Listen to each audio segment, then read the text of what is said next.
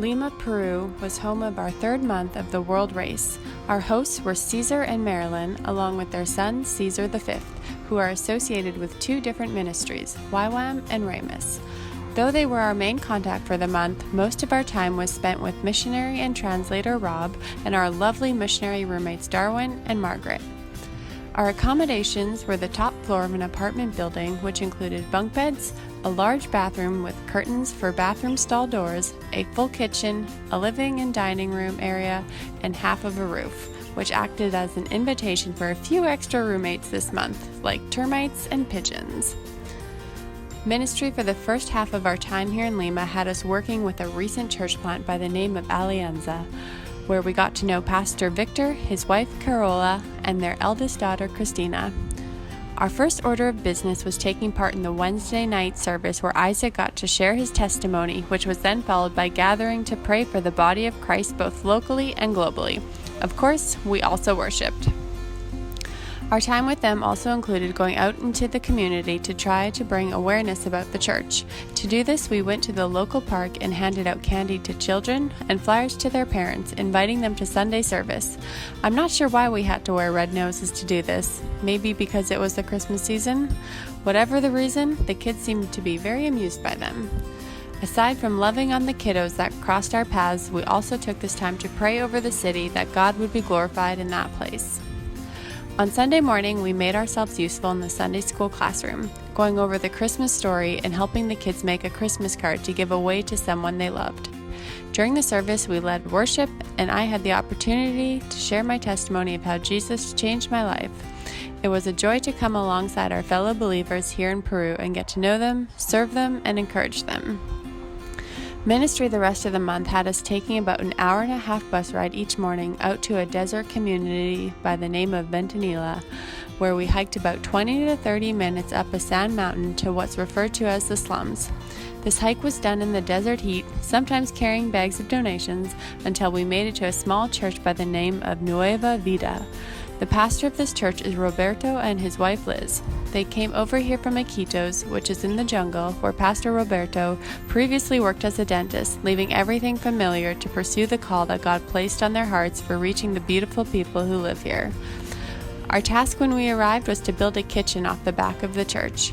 This community has a lot of families without fathers, leaving single moms to head into town for work throughout the day. Since most families can't afford to send their kids to school, the kids are left at home all alone without any food. The kitchen is so that the pastor and his wife will be able to make food for the kids and create an opportunity to disciple them and teach them about Jesus. It was hard and messy work to build this kitchen. We created a flat surface by shoveling sand into buckets, which we then carried up the mountain to dump out. We put up wooden walls and lastly laid down a rug for the floor. It took a lot of effort, but we picked up our cross and made it happen. The only thing we didn't do was the roof, since the pastor still wasn't sure how he was going to build that.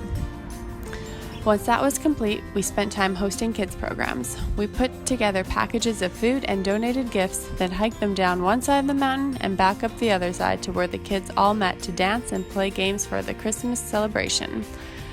When I looked at the little boys who attended this program, I couldn't help but pray that their involvement in this church and the discipleship they receive when coming for food prepared in the kitchen we built would be the thing that makes them the generation that breaks the fatherless cycle, that one day they would be dads who stay, and the family unit would be restored in this place.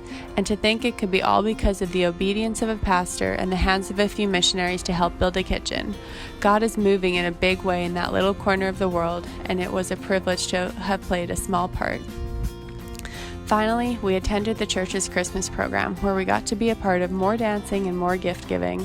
And in the evening, Hayden got to preach before we wished them a Merry Christmas, encouraged them, and said our goodbyes. Outside of our scheduled ministry, there was no shortage of adventures and activities. We took time to do communion and remembered the significance of the cross and the price Jesus paid so that we could live free. We also swam in the ocean, sang on the beach, tried new food, worshipped, danced, and much to my delight, had connections through our roomie Darwin to attend a CrossFit class free of charge, which we alternated with runs along the coast. This month was also our last month with our alumni team leader, Sydney Nunley. She has been the definition of a servant-hearted leader, showing us what it means to love people well, carrying joy and kindness into every situation and creating for us a culture that strives to bring heaven to earth. The way she lives has taught us each so much, and there's no one else we would have wanted to lead us for the start of our race. We wish her all the best as she continues to change the world wherever her feet may take her. Sid, we're sure gonna miss you. The last adventure as a team this month was heading out to one of the 7 wonders of the world for Christmas. Not even the rain and clouds could hide the beauty of Machu Picchu. The views and the history made for the perfect ending to an incredible month. We might be physically leaving Peru, but a little piece of our hearts will always remain in that beautiful place.